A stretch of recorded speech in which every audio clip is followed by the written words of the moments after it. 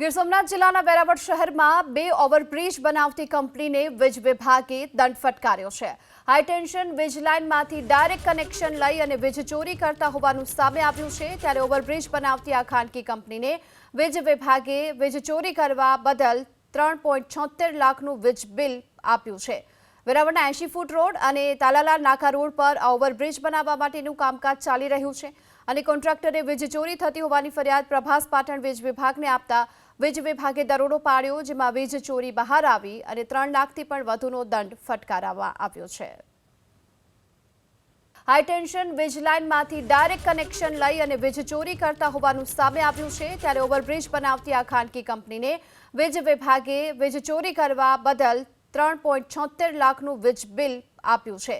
વેરાવળના 80 foot road અને તાલાલા નાકા road પર આ ઓવરબ્રિજ બનાવવા માટેનું કામકાજ ચાલી રહ્યું છે અને કોન્ટ્રાક્ટરે વીજ ચોરી થતી હોવાની ફરિયાદ પ્રભાસ પાટણ વીજ વિભાગને આપતા વીજ વિભાગે દરોડો પાડ્યો, જેમાં વીજ ચોરી બહાર આવી અને 3 લાખથી પણ વધુનો દંડ ફટકારવામાં આવ્યો છે।